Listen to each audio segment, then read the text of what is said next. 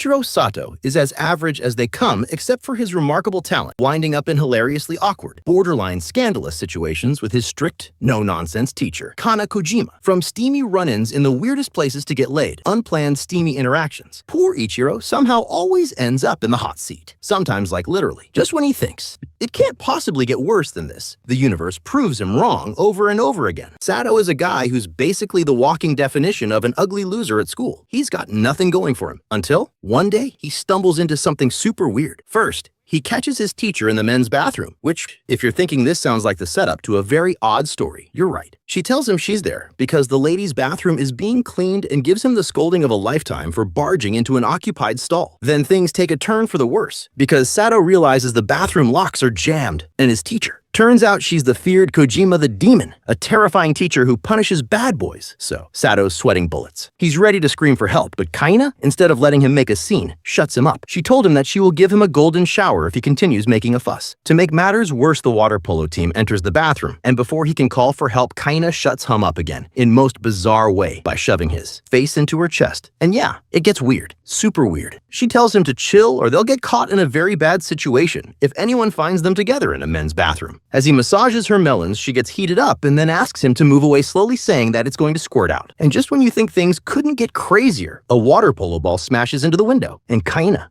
well, does the thing that's even more embarrassing for both of them. She literally pees on Satou. Yes, you read that right. And then she flips out, attacking him because, well, you know, that was definitely not her plan. Satou, ever the smooth talker, decides to hug her to save himself, claiming he's about to wet himself too. A week goes by, and Satou's still not okay. He's been thinking about that whole milk jug incident, yup, that's what we're calling it now, but he's avoiding talking about it. So, what does he do? He skips class, heads to the school infirmary to lie low, and runs into Kana, asking if he's skipping class. She also got a cold, so Satou's trying to help her out by finding some meds, but plot twist. The only thing he finds are these weird drug-like things that get really awkward. And, well, Kana is not exactly in the mood to care. She basically asks him to stick it in, which definitely catches him off guard, and he makes the rookie mistake of putting it in the wrong place. Then, a loud scream was heard, the awkwardness, and, of course, Kana getting a little too excited for comfort. Just as things are about to go downhill, Maya walks in, and Satou, like the ninja he is, dives under the sheets to hide.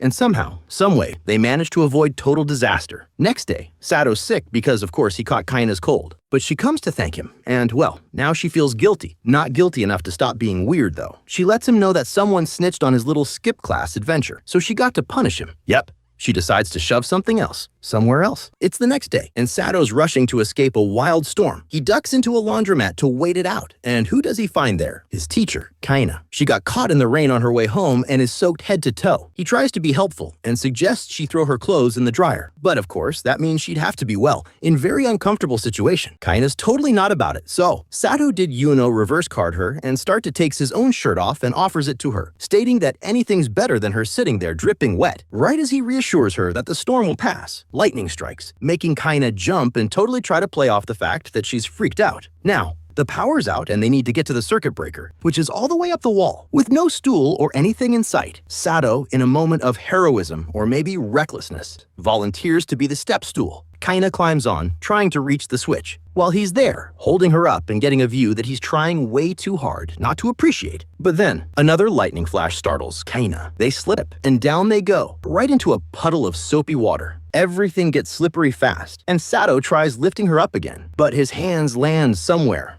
soft, and the awkwardness levels sky through the roof. In the chaos, he ends up accidentally pulling her shirt too hard, and, well, RIP to that shirt. Satou's somewhere between amazed he's still alive and struggling to keep his mind out of the gutter. But Kana's not done. She insists on helping him reach the breaker by hoisting him up. Before he can even react, she's got him on her shoulder. And, surprise, she's got a new reason to scold him because he's got a situation that's a little too obvious. Fast forward a few days, and Satou's back in his hometown. He's shocked to see Kana there, helping out at his mom's place with babysitting. Turns out she volunteered because she's from around here and has a soft spot for his family. But the baby? Not a Kana fan at all, which is low-key crushing her, since she dreams of becoming a mom one day. Satou, casually roasting her, says she must have high standards for her future husband, but Kana laughs it off, saying all she really wants is someone cute and good with kids, which, naturally, makes both of them a little shy. Later, they take the baby to the pool for some bonding time. Satou wisely decides to keep his distance because Kaina's swimsuit is, let's say, distracting. But little sister Shio has other ideas and decides to help her big bro out by unhooking Kaina's top. In her attempt to cover up, Kana accidentally ends up lip-locking with Satou, totally by accident. And just when things can't get weirder, Shio takes a sudden interest in Kaina's,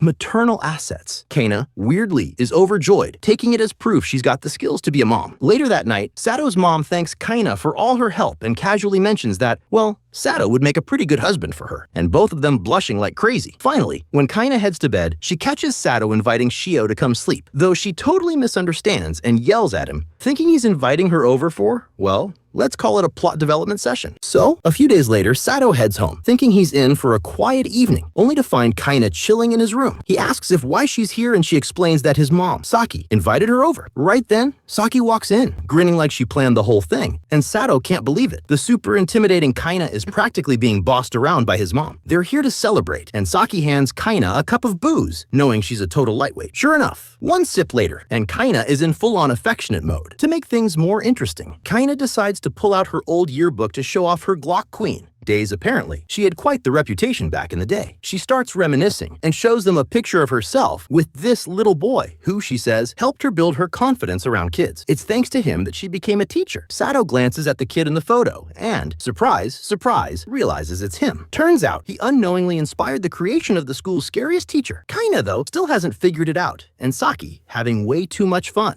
decides to let her know the truth, ignoring Satou's attempts to stop her. When Kana finds out that her inspiration was actually Satou, she doesn't get mad at all. In fact, she's super grateful and even gives him a big hug, saying she's always wanted to meet him again. Then, Kana, feeling generous and maybe a little tipsy, tells him he can do anything as a thank you. Saki, never one to miss an opportunity, jokingly suggests that Kana pay him back by taking care of his, virginity issue. Satou, totally flustered, tries to shoo his mom out of the room, but she just gives him a thumbs up and leaves, saying it's time for them to work things out. With his mom finally gone, things get even wilder when Kana finds Satou's secret stash of adult reading material and sees what kind of content he's into. She's got no experience, but she's game to try and tells him to touch whatever he wants. Satou's panicking, trying to keep his cool, but Kana's not letting him go that easily and, well, things get heated pretty quickly. But then, right on cue, his little sister, Chio, decides to pop into the room. Satou desperately tells Kana to cool it so his innocence doesn't end right then and there, but she's already too into it to stop. In a last-ditch attempt, he suggests she drink some water to cool down, but she insists on doing it mouth to mouth. He's nervous about it messing up her career, but Kana's too far gone to care. She goes for the kiss anyway, until Saki walks back in to get Chio and catches them mid-makeout session. Satou tries to deny everything, but his mom just teases him, saying she sees he's been keeping busy. The next day at school, Satou's hoping Kana's affectionate side has carried over and that she'll finally go easy on him. But the moment he tries to greet her casually in the hallway, she flips back to full demon teacher mode and gives him the scolding of his life. Turns out, she's just as terrifying as ever, or at least pretending to be, to keep her tough reputation intact. A few days later, Satou and his family jet off to a tropical island for a wedding, only for Satou to find out that Kana's tagging along too. Turns out his dad couldn't make it, so his mom, Saki, decided to invite Kana with the extra ticket. When Satou asks why she's here, Saki just casually drops that she thinks Kana is practically family already, and she's hoping to set them up. Before he can fully process that his mom is shipping him with his teacher, she takes off with his little sister, Shio, leaving Satou and Kana alone. Kana doesn't seem too fazed and invites him to hang out with her until the wedding. Later, as they're chilling by the water, Satou zones out, replaying his mom's "she wants to get in your pants" comment. Kana snaps him out of it by asking him to help her put on sunscreen, which he tries to do without combusting. Things get a little tense though when he nervously blurts out, "Do you actually like me?" And Kana, on instinct, replies, "I love you." They both immediately freak out, and in his panic, he accidentally squeezes her asset. But Kana just brushes it off, telling him to forget the whole thing and running into the water to cool down. Things take a turn when she suddenly gets a cramp and starts to struggle. Satou rushes in to save her, only for her to feel a sharp sting. They spot a sign warning about poisonous sea snakes, and panic sets in as they assume she's been bitten. With no time to lose, Satou insists he has to suck the poison out. Kana points out the bite marks near a very sensitive area, and Satou has a moment. But hey, it's a rescue mission, right? So he puts her in the right pose, spreads her legs, and gets to work, only for her to pass out from the intensity of the moment. Later, they regroup with Saki at the wedding venue, explaining that they went to the hospital as a precaution. But, surprise, there was no poison in her system. Saki, ever the mischief maker, picks up on the other reason Kana might have passed out and can't resist teasing Satou. Kana, meanwhile, thanks him for trying to save her life, saying it actually made her happy. They both laugh about how they barely got to enjoy the island island with all the chaos, and Satou suggests they come back together after he graduates. Kana, of course, totally misinterprets this as a marriage proposal, freaks out, and scolds him right then and there. Fast forward to a few days later, and Kana's at a bar with her friend Mayu, excitedly recounting her adventures with Satou on the island. Mayu's jealous, especially since she's been crushing on Suzuki, another student, for 3 years and hasn't made any progress. So, a few weeks later, Satou drops a bomb on his buddy Suzuki. He started dating. Suzuki's in total shock, and Satou doesn't let him recover, warning him not to spill the news to anyone. Then, in classic Satou fashion, he rubs salt in the wound, telling Suzuki he won't be having lunch with a hopeless single loser like him anymore because he's now busy with his hot girlfriend. Suzuki is emotionally destroyed. He realizes that now he's doomed to eat lunch all by himself since his scary face tends to scare people off. Satou suggests Suzuki find a new lunch buddy since he's not going to be around forever anyway. With his friend gone, Suzuki ends up eating alone until Mayu notices and comes over to keep him company. He's shocked, obviously, and asks why she isn't terrified of him like everyone else. Mayu, true to her nickname, Holy Mother Mayu, gives him a pep talk about how a real teacher isn't afraid of their students. Then, she suggests they share their lunches, and when he passes her some food on a lid, she gets nervous, saying this is straight out of her daydreams. But somehow, they end up near the pool, and Mayu accidentally slips in. In a fit of accidental chaos, Suzuki tries to help her out, but they both get soaked. To make matters worse, his attempt to pull her out somehow ends up removing her skirt, and in his panic, he accidentally ends up taking off even more layers. Embarrassed, Suzuki quickly lends her his sweater so she doesn't have to wander around soaked. After he leaves, Mayu buries her face in his sweater, whispering that this is all beyond her fantasies. Later in the teacher's lounge, Kana notices Mayu still wearing Suzuki's sweater and can't resist asking if she likes him. Mayu tries to deny it, but her reaction pretty much gives her away. She mentions that teachers shouldn't play with their students, which Kana finds ironic since she's been flirting with Satou. While they're talking, Suzuki's train card falls out of the sweater, so later on, Mayu decides to meet up with him to return it. They both end up on a crowded train where Mayu's clothes somehow get stuck in the door, causing her to lose her grip and end up clinging to Suzuki for support. As the train bounces around, her clothes start slipping, and Suzuki has to jump in to shield her from the crowd, using his sweater as cover. But as he catches a glimpse of her curves, he practically short-circuits and accidentally bumps her against the train window, knocking the air out of both of them. To make things worse, they're so packed in that Mayu can't even adjust her clothes herself, leaving Suzuki to try to cover her up, only for him to accidentally brush against her in a way that, let's just say, catches her by surprise. They barely manage to pull themselves together before the train stops, but as they're getting off, a security guard spots them and, suspecting some funny business, stops them. To avoid a big scene, Mayu nervously says they're a couple, but Suzuki, bless his dumb honest heart, blurts out that she's just his teacher. Mayu, crushed that Suzuki didn't even hesitate to clarify, faints from heartbreak on the spot. The next day, Suzuki's at the fast food joint to grab himself a Happy Meal, hoping no one notices he's a grown man after the toy, but everyone's giving him strange looks. Apparently, they're not used to seeing someone with his ugly virgin face committed to getting that Happy Meal surprise. Just when things start to get awkward, he spots Mayu. She casually tells him she lives nearby and swings by for Happy Meals all the time. She's in it for the collectible toys. Apparently, she has a soft spot for cute dolls, even if it's a bit childish. As they step out, it starts pouring, and of course, neither of them thought to bring an umbrella. But just then, Suzuki's younger siblings show up, running toward them with an umbrella. Suzuki suggests Mayu share it since her house is nearby, and they all start walking together. His siblings, who are adorably blunt, go through their toys, and his little sister isn't thrilled when she finds out she got a fish instead of the panda she wanted. Ever the saint, Mayu offers to trade her panda for the fish to make the kids smile, but as she hands it over, the fish slips out of her hand and somehow manages to slip right down her top, landing exactly where it would cause the most reaction. Things only get crazier when Suzuki's little brother calls out that a truck is coming. Suzuki, thinking quickly, shields everyone with the umbrella, but somehow ends up placing the handle somewhere a bit too close for Mayu's comfort. Poor Mayu gets completely flustered in the middle of the street, and in her embarrassment, bolts home. Turns out she's learned a new, very adult appreciation for toys. Later that night, as Mayu unwinds, she reconsiders her toy collection. Maybe it's time to get a little creative in the bath. Fast forward to the weekend, and after a round of drinks at the bar with Kana, Mayu's feeling tipsy and just a bit envious when Satou shows up to pick up Kana. No one's there to sweep Mayu off her feet, and that memory lane opens right up. She finds herself thinking about the first time she met Suzuki. She was running late for a job interview. Traffic was a nightmare, and on top of it all, her shoe broke. She was mid-panic when Suzuki appeared like some unlikely knight in wrinkled armor, offering to get her to her interview on time. He even gave her a piggyback ride as they made their mad dash. All the bumps and his nightly support had her feeling more flustered than she'd expected. But once they got there, he just grinned, fixed her shoe, and handed it to her. That simple gesture? Yep, she fell hard. Suddenly, she snaps out of her daydream to realize Suzuki is right there, piggybacking her home once again. Turns out Satou had called him to come pick her up, and Suzuki's just doing what he does best, being reliable. When she apologizes for being a handful playful, he just says it's no big deal, just like that first day they met. It's enough to make her smile as she thanks him, realizing that sometimes the best surprises come in unexpected packages. A few days later, Mayu, Seiya, and Suzuki head over to their sister high school to help prep for a big festival. They're in the middle of intros with Tekashi when suddenly his advisor, Hazakura, bursts in, grabs Tekashi in a chokehold, and asks him, dead serious, who he'd rather date, Mayu or Seiya. The whole group's left blinking in shock while Tekashi apologizes, hurriedly introducing Hazakura as his sadistic advisor. Later that day, Tekashi finally makes it home, completely drained from dealing with her. He opens his bedroom door, only to find Hazakura herself sprawled out on his bed, posing like she's in a magazine. She explains she came over to use his heater since hers broke down. Then, in true Hazakura style, she suddenly drags him onto the bed, all set for some plot development. But just as things heat up, she passes out cold. Tekashi tries to escape quietly, but in the process, he accidentally rips her shirt, revealing a little more than he bargained for. Things spiral from there, and he somehow ends up in an accidental, intimate moment that leaves him panicking. He braces himself, convinced she's going to obliterate him when she wakes up, but instead, Hazakura just pats him on the head, tells him she'll role play as his mommy anytime, and heads home, relieved to survive the ordeal. Tekashi also feels a bit bummed. She'll never see him as anything other than a kid now. Little does he know, Hazakura's just as flustered by the whole thing. The next day, Hazakura ropes Tekashi into going underwear shopping at the mall. He tries to dodge her, but she's got a firm grip and insists he help pick out some grown-up underwear since, as she puts it, he's a man. She heads into the changing room, and in a blind panic, he hands her the first thing he sees, a very revealing set. When she steps out, Tekashi's shocked to see her in the skimpy outfit he picked, and she's totally flustered but determined not to back down. She even asks him to zip up her tracksuit for her since she's too embarrassed to move. As he awkwardly tries to cover her up, he stumbles and accidentally faceplants right into her well. You get the idea. To make it even more chaotic, she ends up sitting on the moving handles of an escalator, and let's just say she experiences an accidental thrill. Afterward, they grab a bite at KFI, where Tekashi apologizes for all the trouble he caused. Hazakura waves it off with a grin, admitting she actually had fun. As she heads off to grab drinks, Tekashi can't help but daydream about her flustered expression during that escalator incident. A few days go by, but Tekashi just can't get Hazakura's assets out of his mind. During a school hiking trip, he's zoning out so hard that Hazakura notices. She confronts him about it, but before he can explain himself, his clumsy feet send them both tumbling right into a river. And because their luck is apparently top-notch, it immediately starts pouring down rain, so they end up stuck in a cave together. Tekashi feels awful for landing them in this mess, but Hazakura reassures him, admitting she's probably just as much to blame for distracting him. As they huddle for warmth, Tekashi ends up cuddling close, but suddenly he's hit by dehydration, or maybe something more instinctual, and Hazakura becomes his unwitting target. When he can't resist, his cultural senses take over, and he starts getting a little too cozy. Hazakura, a mix of surprised and pleased, goes with the flow. After they've both had their fill of warmth and bonding, she rewards him with a head pat as he rests, happily declaring him her brave boy. Tekashi decides to seize the moment and admits he's in love with her, which leaves her surprised but game for another round. A few days later, it's time for the school festival. Suzuki figures he'll be spending the day solo as usual, but to his shock, Mayu shows up dressed as a schoolgirl and suggests they hang out. When he asks why she's in a student outfit, she winks and says she's undercover so she can get the full experience. Hazakura notices Mayu's attempt to score a date with Suzuki and playfully teases her about it, then decides to take it up a notch by handcuffing Mayu and dragging Suzuki into her festival event, cops and robbers style. Hazakura tells them they're locked in a room with the key conveniently placed on a high shelf. Suzuki reaches for the key, but surprise, surprise, the infamous forces strike again, and he fumbles the key right into Mayu's dress. Somehow, it also unhooks her bra. Mayu, blushing, tells him he's going to have to dig for it since she can't reach it herself. She instructs him to close his eyes and go for it, which leads to a series of accidental grabs and, well, more special moments. After they finally sort themselves out, Suzuki apologizes for all the accidental touches, but Mayu just laughs, saying she's totally fine with it since, as she blurts out, she loves him. Realizing what she just confessed, she bolts out of the room, leaving Suzuki stunned and very aware that maybe they're not so different from the other teacher-student pairs at this school after all. The next day, Tekashi and Seiya head over to scope out a creepy, old-school building they're planning to use for the festival's evening event. As they explore, they stumble upon Hazakura, who is literally stuck halfway through the floor. She tells them she'd fallen in while attempting to prank Tekashi to embarrass him in front of Seiya. Tekashi's annoyed, of course, but as Seiya suggests calling for help and tugs on Tekashi's shirt, Hazakura's jealousy flares. She grabs his leg, causing him to lose his balance and end up with the perfect view right up at her.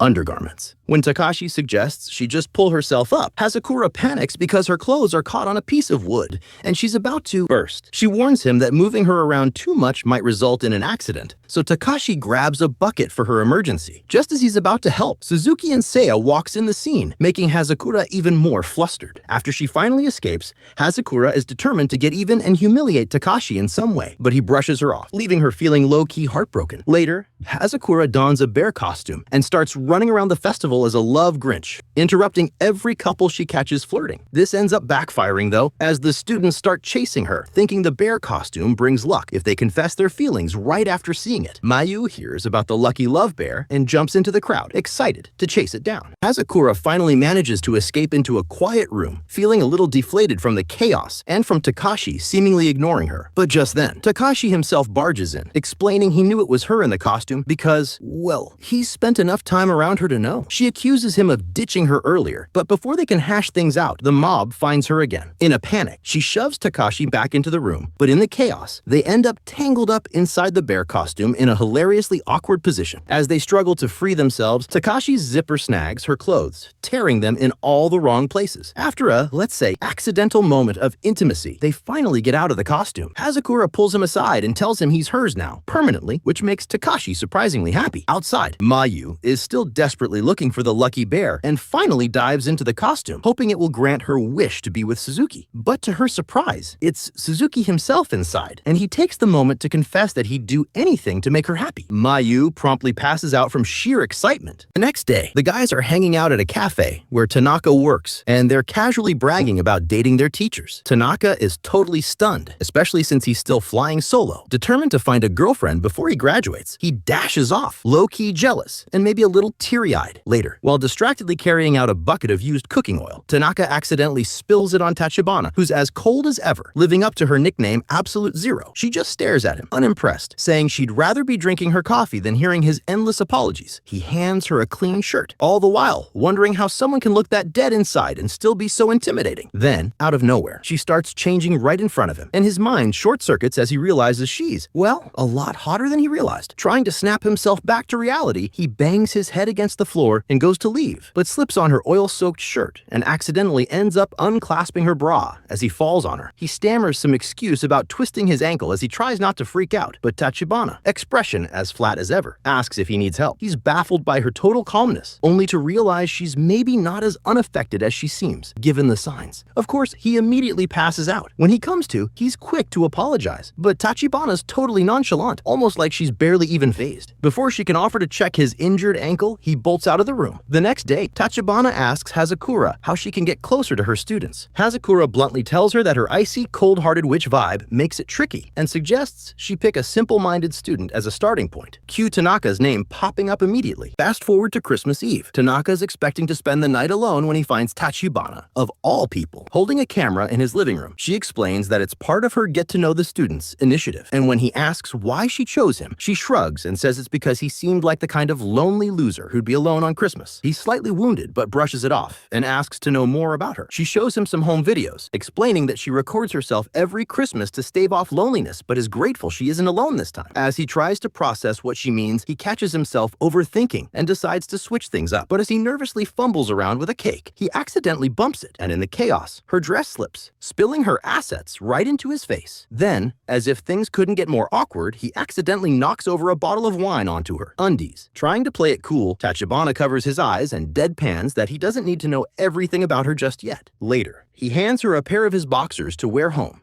and before she leaves, they exchange Christmas gifts. In that moment, he realizes he really does understand her a little better now. That's the end of the recap. Let us know if you want part 2 by leaving a comment in the comment section down below. Also, don't forget to like this video and subscribe to our channel to become lucky one same as our virgin MCs. See you guys in the next video.